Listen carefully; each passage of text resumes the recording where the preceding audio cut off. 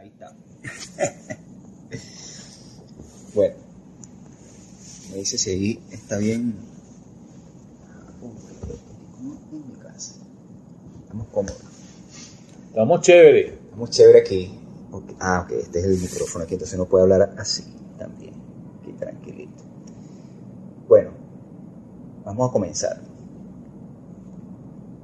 Vamos a comenzar aquí el video con Javier Espinosa. Mi nombre es José Félix Armas. Javier Espinosa viene representando a Vida Plena. Ahorita nos va a comentar un poquito de qué trata Vida Plena y yo les voy a comentar un poquito de qué trata Es Posible lo Imposible. Entonces, Javier, cuéntanos un poquito qué es Vida Plena y luego vamos a ver por qué estamos acá en este encuentro. ¿Qué hacemos aquí? Vida plena y es posible lo imposible. Exacto. ¿Qué es Vida Plena para que la gente entienda un poquito en qué consiste este encuentro? Ok. Empecemos por el principio. Vida Plena es una página web, básicamente. De hecho, se llama vidaplena.net. Y yo empecé con vidaplena.net hace muchísimo tiempo. Vidaplena.net yo creé el dominio más o menos en el año 2002-2003 aproximadamente. Mi idea en ese momento fue un poco hacer ensayos con la parte web que en ese momento estaba empezando auge, estamos hablando de comienzo de los 2000. Y la otra parte que me parecía interesante era que yo quería tener una especie de tribuna en la cual poder empezar a, digamos, a poner contenidos que a mí me parecían que eran valiosos. En ese tiempo yo estaba trabajando en una empresa de cable, era director de tecnología de una empresa de cable, venía de una empresa de telefonía y telecomunicaciones a nivel nacional. Y ya me había paseado por muchos ambientes gerenciales, pero sobre todo me llamaba la atención algo que me había llamado la atención siempre y que a lo largo de mi recorrido gerencial se había hecho más dramático o más patente. Y lo que realmente me pasaba era que me daba cuenta de la necesidad de desarrollar conciencia. Porque de alguna manera cada vez nos íbamos metiendo más y más y más en la materialidad, en la búsqueda del dinero per se. El dinero realmente no tiene nada malo, pero cuando el dinero se convierte en un único objetivo de tu vida, perdió completamente el sentido original. Porque el dinero en principio es simplemente un mecanismo para que tú y yo intercambiemos algo y no tengamos que hacer una tabla de conversión cada vez que vamos a intercambiar, lo que sea que vayamos a intercambiar. Entonces, eso de alguna manera, esa inquietud de cómo empezar a tener una tribuna donde pudiera poner contenidos que sembrasen conciencia, cuando en ese momento yo todavía no estaba muy claro cuál era la conciencia que quería sembrar, pero de alguna manera había como esa inquietud. Y por eso empecé Vida Plena y creé la página y empecé a hacer pininos. Yo no sabía... estaba metido en tecnología, pero obviamente no era programador web ni nada por el estilo. Entonces, bueno, sabía de programación, pero por mi estudio de ingeniería, yo originalmente estudié ingeniería electrónica y por eso fue que estaba en ese ambiente de telecomunicaciones y tecnología prácticamente toda mi vida. Desde que empecé mi carrera profesional estaba ahí. Pero el cuento fue que empecé a hacer mis pininos con páginas web y tal y cual. Al principio, bueno, era algo que hacía en los ratos libres que me quedaban dentro del trabajo, la vida familiar, etc. Y por ahí empezó Vida Plena. Recuerdo que la primera cosa que yo hice fue que en ese tiempo yo empecé a estudiar algo que no tenía nada que ver ni con mi carrera, ni con mi carrera gerencial, ni con mi carrera profesional, ni nada por el estilo, que era terapia psicocorporal. Terapia psicocorporal básicamente es un compendio en donde empiezas ya no solamente a hablar de la parte de mente. Yo había tenido, no de mente, sino de mente. Yo había tenido experiencia a nivel de trabajo psicoterapéutico, etcétera, etcétera, pero en ese momento estaba entendiendo y empezando a aprender acerca de algo que me parecía todavía muchísimo, otro escalón más arriba, que era el tema de que la mente no va sola y de que hay una unidad cuerpo-mente, cosa que en ese momento era como para mí fue totalmente novedoso descubrir que yo no simplemente era una mente y un cuerpo, sino que era un cuerpo-mente y que lo uno influenciaba a lo otro y viceversa, ¿no? Claro, yo estoy de acuerdo contigo en eso porque mucha gente de repente dice yo soy espiritual. Entonces abandona el cuerpo o abandona el aspecto material donde articulamos en este mundo. O yo soy una persona que el ejercicio es parte de mi vida, yo soy solamente el ejercicio.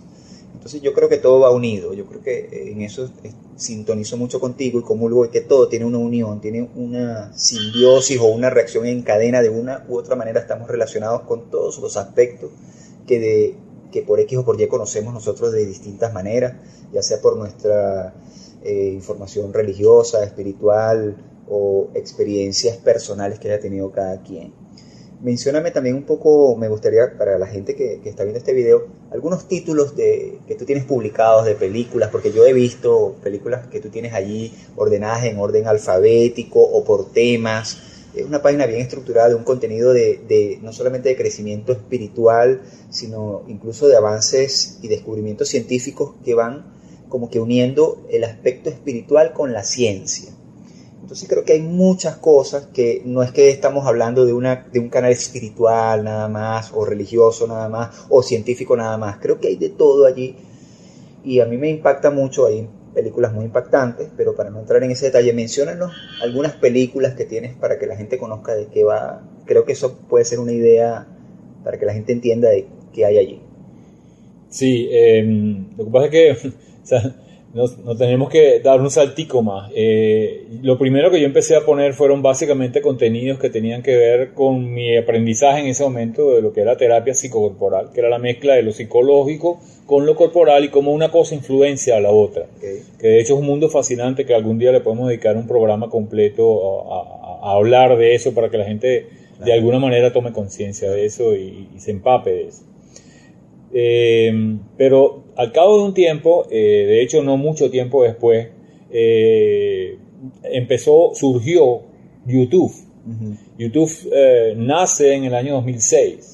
Cuando YouTube nace y en ese momento empieza un poquito, ya empiezan los contenidos multimedia y tal y cual, y oye, se puede hacer un videíto y hay unos programas que se pueden codificar los videos. Yo empecé a hacer mis primeros experimentos para montar contenidos que tuvieran video. Y entonces así surgió una segunda parte de la página, que es la parte de la cual tú te estás refiriendo, que es la parte de video. En la página vas a encontrar muchísimas cosas en video. En este momento la página tiene cerca de 500 horas de video montadas encima, de diferentes temas, como tú estás diciendo. Lo único que no vas a encontrar ahí en Vida Plena son cosas religiosas. Entiendo. Religiosas porque yo básicamente siempre he sido...